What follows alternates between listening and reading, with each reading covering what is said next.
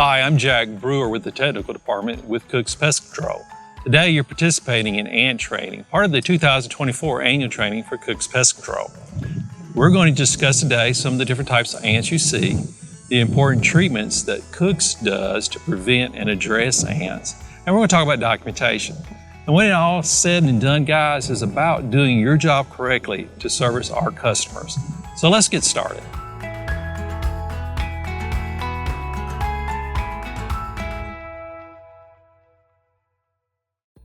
Occasionally, a customer, a homeowner, may get ants inside their home.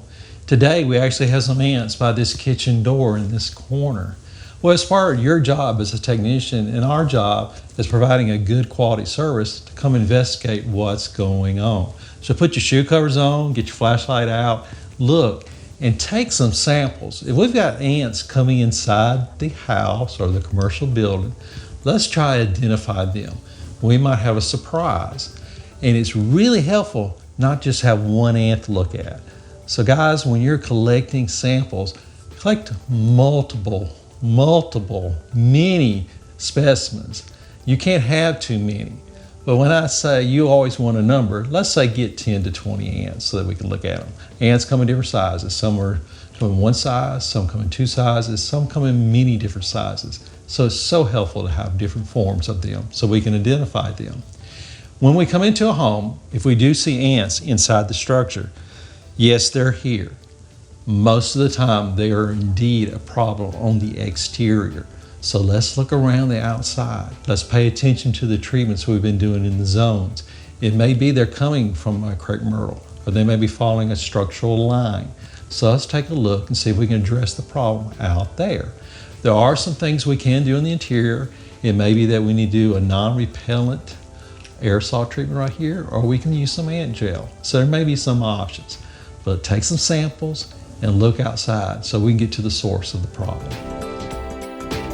One of the things to be aware about a house is we make it such an inviting place for ants to come. We have all these lines that lead to the house, landscape timbers, these metal things that keep the mulch in, sidewalks, everything points to the house.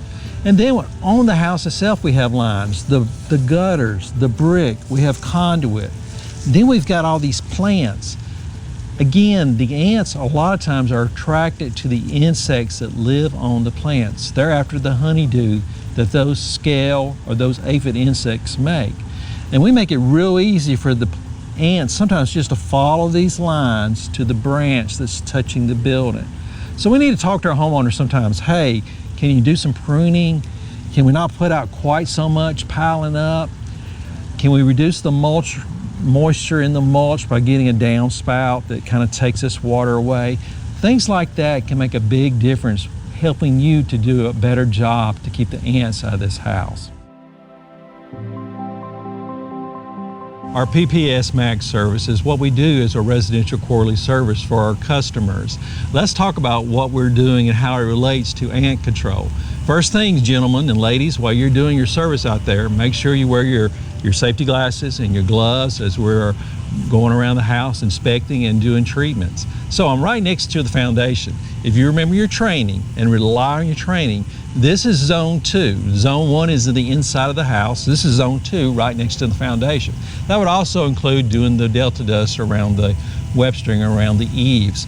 But right down at the foundation, one of the things we do is put out these ant stations. And a lot of times y'all may wonder, why do we do this? It actually helps with those very small ants that we talked about earlier. Things like dark rover ants, little black ants, even Argentine ants, odorous house ants can come to these stations at times. So it's a way to feed them. Ants share what they come to, so they can take a bait and share it amongst the other ants. That is spreading what you're doing right here, further down the line, and that can help us with control. This is also a monitoring tool for us. You as a cook technician, you open this thing up and you see that there's ant activity in it or there's dead ants. That's reminding you that sometime between the last service that you were there and today, there's ant activity. That may mean we need a bit more product in here, or it may mean you need to look around a little bit more to see what's going on. Now let's talk about the location. Yes, we say put them on the corners, and that is a great idea. But sometimes pay attention to what's going on. Look at these gutters, look at all the waters coming down, look at this irrigation head. Sometimes it may be best to move the station over several feet or 10 feet. Put it somewhere where you don't get it just flooded with rain or just flooded with the irrigation system. So we're going to service this ant station, and we're going to do a little treatment around the exterior as well. So we're opening up the station, and we're checking to make sure the label's there and it's marked correctly with the product we're using. And we're going to service the station itself. And this one's got a little water in it, and that might be an indication that, hey, we're getting water from the gutter or from the irrigation head. But we need to clean these out and service it and get something new in there each time. So you can either clean out what the little receptacle that we already have and inside the station with a paper towel, or you can change it out. So let's put some new reservoir in there, and we're going to stick it in the container, and we're going to put the lid back on. And please make sure these lids are on securely. You'd be surprised how they come off real quickly as time goes by. So that's your basic ant station. It always needs to be kind of close to the house. However, guys, if you're getting too much water or the activity is further down the building, you can move these things. They don't have to be exactly on the corner. Remember, when you're making these backpack treatments with Termidor or Rotaris SC, don't load up this backpack with just extra product. Use your rate calculator, put in there, mix up what you need. Use your proper PPE. You need these green flock gloves that Cooks has provided for you. That's a requirement of the label. Also, remember to use your safety glasses when you're making any type of treatment.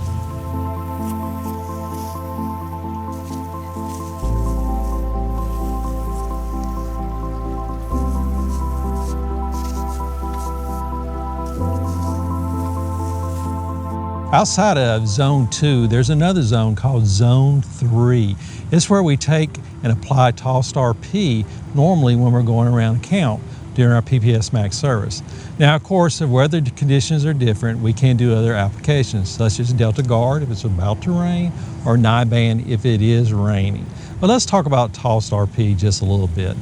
It is a repellent, so is Delta Guard. And these are wonderful things because the insects can detect they're there and they will retreat. They also tend to be contact killers. So if you apply it on top of an insect, it will control them. It just depends on how much the dose they get. Tall-Star P and other pyrethroids often bind very well with soil. So that's another reason why we use them. Tall-Star P is very good at that, and it tends to be very repellent for ants. That's why we use it on the zone outside of our non-repellent zone. So we're going to demonstrate a little bit of treatment around here. It's real important that you do a good job with this because we want to control the ants before they get to the non-repellent area. Let's get them out here instead of fighting them right next to the building.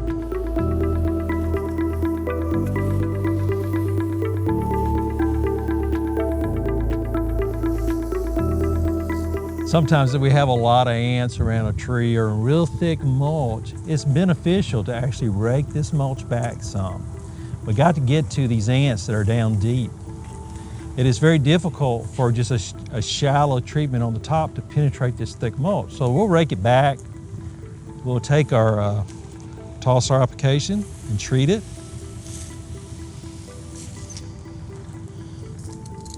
And then we'll just rake it back.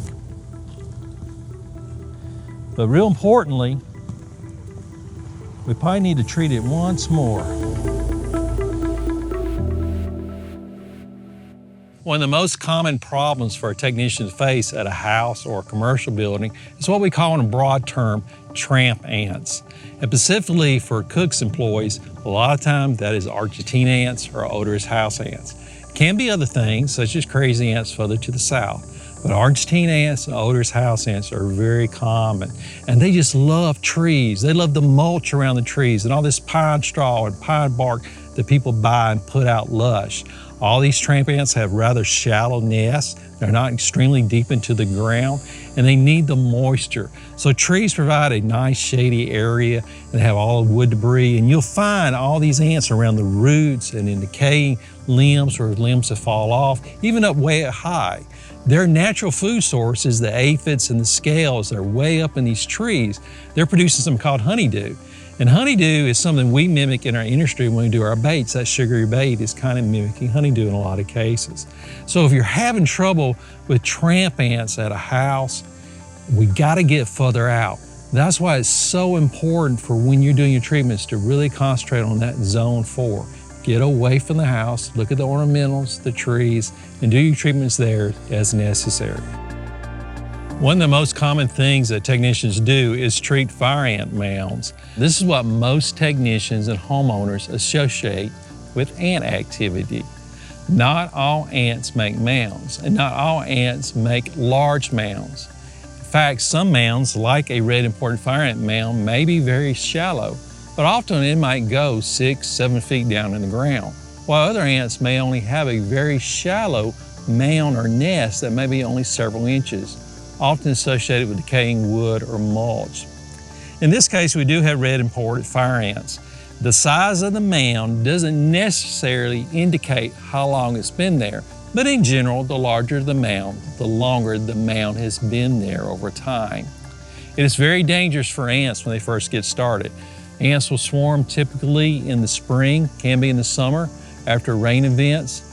Moisture is very important. When the queen's laying down, if they can't find what they need very quickly, they will be preyed on by other predators. But once you get things going, when you see something like this has probably been here several years. And as a technician, as you're going to people's houses, you're seeing ant activity a lot of times. And sometimes you see mounds or ant activity close by to where you were just at 3 months ago, and you wonder what's going on. Well, a lot of times it's the same ant nest or it's the same mound. If you don't kill 90 to 99% of the ants in a nest or mound, it's going to recover. The queens are laying so many eggs, but they also can reproduce by budding, something called fission, and that's when they just respond to what's going on in the environment or to a threat. And they will simply move over a little bit and start the whole process over again. Sometimes you can have isolated colonies with a mound, or you can have interconnected colonies. We call those super colonies. Some ants that we refer to as tramp ants have gigantic super colonies. A lot of the ant species that we have invade homes are super colony ants. So just because you see a mound, be real careful about doing your treatments to address it, because we want to kill it while we're there so that you don't come back and are just treating the same ants over and over again. A lot of times when we're treating a mound, technicians want to just go around the outside, and that can be somewhat helpful. But if you have a big mound, you really need to get out your ant probe, which Cooks provides to you, and treat the mound itself. A lot of times these mounds are a lot deeper than you realize. They can be several feet down. We need to use a gallon or more of product. And using your ant probe, it's not hard.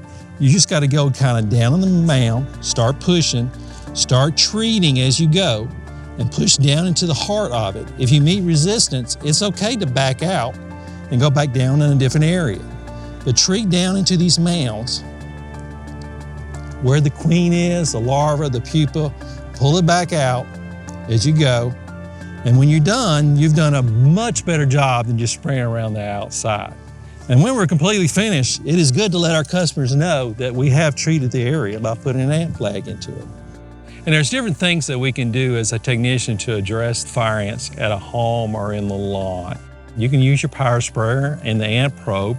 We can use baits like extinguish, or sometimes in large areas we can use a granular surface treatment that we call top choice. All those have different advantages and opportunities and have to be used at different times of the year. A lot of times with our baiting, it's real critical about the temperatures and the weather. Also, when we're doing things like with the power sprayer, you need to use enough product. A lot of times when we go back and we keep having fire ant trouble in the same area, it's because we're not doing the treatments quite as thoroughly as we think we are, or the weather conditions weren't quite right. Technicians sometimes deal with other types of ants besides fire ants and the tramp ants. Sometimes we have really large ants, sometimes we have very small ants. Often these big ants are carpenter ants. Often a lot of times these little black ants are what's called little black ants, or they might be dark rover ants. But there are all sorts of species. If you're having a problem in the house, yes, it can be close to the foundation, but often it's associated with moisture with an ornamental plant. So look for these plants like this crepe myrtle tree. It's got at least 2 different species of ants on it right now. And you sometimes, if the problem is in the house, is coming from a little distance.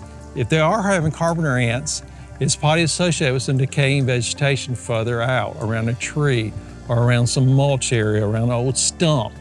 Also true with these little bitty ants you see around kitchens and bathrooms. A lot of times they're coming from around the ornamentals or the trees, and we might have to address them out there. So you're having some kind of unique problem and it just doesn't seem like we're fixing it. Take some samples, talk to your department manager, let's get that ant identified, and let's see if we can address them at their source. Let's talk about a very important part of your job, and that's documentation. You're very fortunate that Cooks has provided you some excellent tools to help you do your job properly. For instance, you have the SDS label access that you can look up products and see what you're doing and the rates, and you can use that on your phone. You also have a mix applicator calculator on your phone where you can put in the amounts that you need to mix up a quantity to apply around a house. You have a rate calculator that you can use to take the structural perimeter amounts around a home, plug it in, and it'll tell you how much to apply for the products, whether that's TOS RP or TARS SE, all those are right there. Use those tools. But finally, you have to put it in correctly. So Service Pro gives you some nice little things that are presets, but pay attention to what you do, especially if it's unique situations. Pay attention to that inspection point, especially the materials you're recording, whether it was ounces, was it pounds, and where were you putting it. And tell the customer what you did, especially if it's something unique. Make a note in comments. Today I treated fire ants in the yard, as an example. Also, if there's something going on with a commercial building or even a residential building that needs documenting, you can use observations to do that too. And all of those are right here on your phone. Just take a few moments and look at them. Thank you for participating in the training today about ants, part of the 2024 annual training for Cooks Pest Control.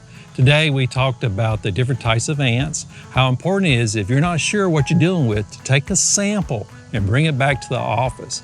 And trust your training. Cooks is giving you excellent tools and products and resources to do a great job controlling ants and protecting our customers. Thank you again for what you do, and y'all have a great day out there serving your customers.